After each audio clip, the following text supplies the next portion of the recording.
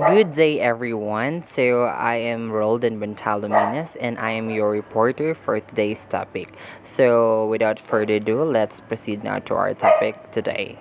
So, for today, we're going to tackle about disadvantaged children. So, when you hear this topic, disadvantaged children, what comes first to your mind? So let me give you first an idea what is disadvantage. So disadvantage is a factor which makes someone or something less useful and acceptable or successful than other people or things. Disadvantaged children have been considered as those whose home background does not prepare them as well as other children for an education which largely reflect middle class values. So these are those children who have less privilege in terms of education. Since we're also talking about middle class values, which is the qualities such as hard work, self-discipline, thrift, honesty, aspiration, and even ambition. Maybe they are not really into this kind of class values or because of the factors that will hinder their wants to go to for schooling, or maybe they want to go to school but there are lots of problems. The term disadvantaged and is used to refer those children who are economically, educationally, and socially disadvantaged. So today, let's tackle about educationally disadvantaged, and socially disadvantaged. So let's go proceed first to educationally disadvantaged. So educationally disadvantaged, it is the children of minor groups often live in poor remote regions that lack the resources to establish quality schools, leaving minority children educationally disadvantaged. So this educational disparity has lifelong consequences affecting academic qualifications, higher education opportunities. So as you can observe, I think there are lots of there are many parents who are into this educational disadvantage, because there are also problems or like factors that they can't even go to school, which is they have this lifelong consequences even up into this day, and even their children's experiences this kind of hardship. So let's proceed now to economically disadvantaged. So economically disadvantaged, this is the students whose parents do not have a high school diploma or who participate in pre or reduced price meal program because of low family income. People who are disadvantaged or live in disadvantaged are as live in bad conditions and tend not to get a good education or have a reasonable standard of living. So if you will put this situation in our situation today, which is said kaning pandemic, there are things na same talaga, which is marami talagang parents na they are waiting na lang sa ayuda, especially ito kasi mga target nito is those ethnic groups. Kasagaran jud sa mga disadvantaged children is yung mga may ethnic groups. I'm not putting down those ethnic groups, but I'm telling the truth that most of them are into disadvantaged children, which is most of the parents are umaasa lang talaga sa mga pakain, or not pakain, I mean katubitong mga ayuda or something like that, because they don't have enough income or work to support their daily life. So ito namang socially disadvantaged, it is refers to individuals who have been subjected to ethnic prejudice or cultural bias because there are identity as member or group without regard to their individual qualities. So for now, let's tackle the factors of this disadvantaged children. Dahil madami-dami rin to. So let's start here in poverty or low income. So there are many parents who already experienced this low income and poverty, and even me, I already experienced this one. So this is one of the main factors of disadvantaged children, because you are into choosing the path between you're going to school or you will find the food in order for you to eat. So parang ganyan. So poverty is really suck, which is it really you want to choose between the two, 'di ba? The food or your education. So another one is health. So most of the students, kasi that's why they are not kuan talaga, they can properly listen to their teachers, and even this poor nutrition or housing. So this is also another factors which is nakaka-cause talaga na mawalaan og gana ang mga bata, which is because of their health. Maybe they don't have enough food to eat, or they are also feeling something about their health or their nutrition, their poor nutrition. So parang nakapekto sa pag eskwela sa mga bata, which is mag-lead na lang siya nga they choose to work na lang talaga in order for them to makakain sila 3 times a day, tapos okay ilahang health. So we have also here the developmental delay. So it is kuan. I think this is known for the children, especially if this children is one of the disadvantaged children, because for example, usually if 1 to 2 years old, there are students or children who already know how to read in this stage. But those disadvantaged children, they can't even read or write, maybe because they have this delay, which is hindi na talaga sila na help ng parent nila, because we all know that our parents are our first teacher, which is even their teacher can't even know how to read and write. So this is another factors for this disadvantaged children. So another one is lack of proper education. Since our parents is our first teacher, they are the one who taught us how to write this one, how to read this one. But the things is they are also not they can't also teach us because they didn't know also how to read or maybe they write. So aside from that is they can they can focus on their education and their schooling, because kahit bata pa sila, they are thinking something na talaga, which is lead na sa pagiging matured. Parang nahihirapan sila to focus, and even us, even tayo nang kita nga mga dako na, we are also, if we are in this stage in which is we don't have enough time to focus because we are thinking something which can distract us in our schooling, di ba ang hirap? So another factor is this for attention, especially if the teacher is into favoritism, because marami talagang teacher na into favoritism, especially if they know that this child is bright na daan, so they will focus into that bright children.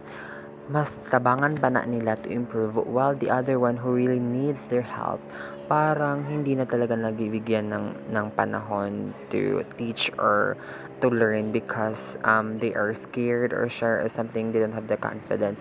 Aside from that, their parents, since their parents are too busy finding foods or something in order for them to eat every day, so parang wala na talagang time na turuan sila how to write or to read or something para sa ilang education. So another factors is this poor school achievements. As you can observe, if you are one of this disadvantaged, or for example, you already experience this one. So parang you don't want to intermingle, especially karon yung curriculum, yung ano ba yung mga activities in high school, which is naging achievement na yun ng mga bata, di ba? They are shy to join this kind of activity because they know their limit as a student, because they think that they can do this one, or maybe especially if may mga amot ding activities, so it is hard for them to join, which is it leads to poor school achievement para sa ilaha, di ba? So another one is lack in adjustment. So I think every one of us has already experienced this lack in adjustment, which is especially if first day of school, you are in the midst of adjusting things around you, the people around you, adjusting to the attitudes that you encounter every day, di ba? Parang ganun. So this is isa na himo siyang factors, because ang mga disadvantaged children, or these children, this kind of students really need an attention, which is if you will let them adjust in their own self, mas mabuti. But if we will not help them how to grow or to adjust in that places as a teacher, for example, so murag malisdan sila mag-adjust, which is nga di na lang sila mag-adjust, or they will choose to go home because they feel so safe there and they already know their parents and the people around that.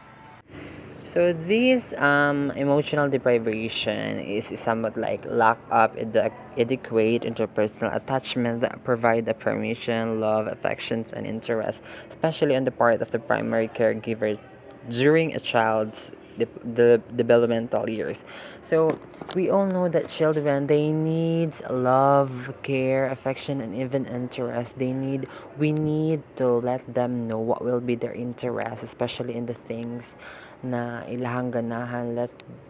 They must they have the right experience what love is and what kind of care that they deserve. So this is part of their in their schooling, which is matagaan nimo og time ang mga bata, which is ang mga bata maningkamot noon silang maka-learn because they know that na ay isa ka tawo nga who love them or who care for them, and they just letting them to explore the things around them. And that's the great things if you are going to teach a student talaga. You need to feel the love and the care that they deserve, because we all know there are many students who dali mang luod, so we must adjust as a teacher or a parents to our children na they need to feel that things, di ba?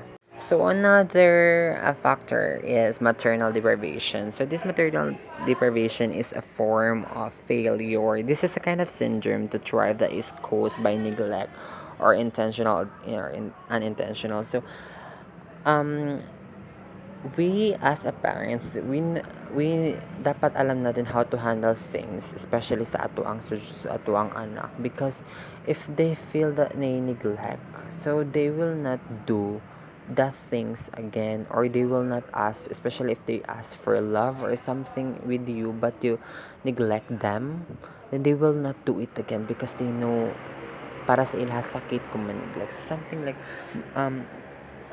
they will feel that one. So it is a kind of failure kasi it is also syndrome, which is makir patingali ni siya if i-help talaga sa parents and even the teacher. So this is also not a caused by disease, but most cases are caused by dysfunctional caregiver interaction, poverty, child abuse, and parental ignorance about appropriate child care. So here in maternal, so kinakailangan talaga ng mga bata ng tamang pag-care sa kanila, because maybe ang main cause ani is ang pag-interact sa caregiver, or maybe sa kapobrehon sa isa ka pamilya, or especially if ang mga estudyante or mga bata maka-experience sila child abuse, which is paluon sila to the max level, patrabohon sila to the max level, which is they don't deserve. Especially ang pag-care or pag-guide sa bata, which is parental guidance, ay ignorance, diba? Yung pag-guide talaga ng parents is very important in sa paglaki ng mga bata. So they need the helping hands of our teachers, I know the parents. So we must avoid to neglect them in order for them to para lumaki silang kanabitang full of confidence, which they know na kaya nila because I have a mother, I have a father to. So another factor is this interpersonal relationship problem. So I think aside from that, kung if they feel like so like 'di ba yung things na mga neglect and all, so the relationship between you and your daughter or son is parang magkakagap na, which is if they have their own problem, they will keep them na lang talaga as their own, because they know nga if I will tell this to my mom, they still reject me, they won't listen to my problems, and also they choose to put it in their own na lang talaga, or to solve it in their own. So I think that would be all for the factors. So children born to parents who are landless, living in extreme poverty, and without the rights of citizens have very little hope of finding a way out of the extreme difficulties that they face. So as you can observe, if this kind of children na mag-enroll sa inyo hanggang sa future teacher or teacher na talaga, if you find out that your children is, na parents who are landless, living in extreme poverty, or without the rights of citizens, so parang let's help them, because you know what, in the point na they have only gamay nga hope to have a successful in life. So if we will not help them, like sagdaan lang nato sila dira nga sul ay sagdaan na sila kay they don't deserve to have education. No, they deserve to have education. They deserve to feel the love and care, because as a teacher we are responsible for this one.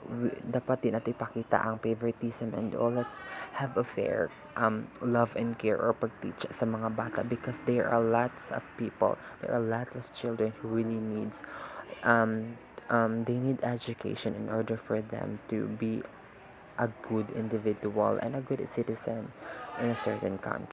That's why we are designed to be a teacher, because they need to teach. We need to teach those students who needs our help.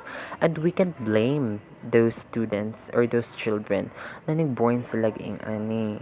Because, nakamata lang sila ani, then they find out na ang ingani ang life, so we must fight. So let's help them to fight. Let's help them to have a better life in the near future. Then promise, at the end of the day, pasasalamatan ka talaga nila if you are one of this kind of teacher. So I think that would be all for today. If you have any questions, you can put down below. You can comment there and I'll answer it. So thank you for listening. God bless everyone. I love you.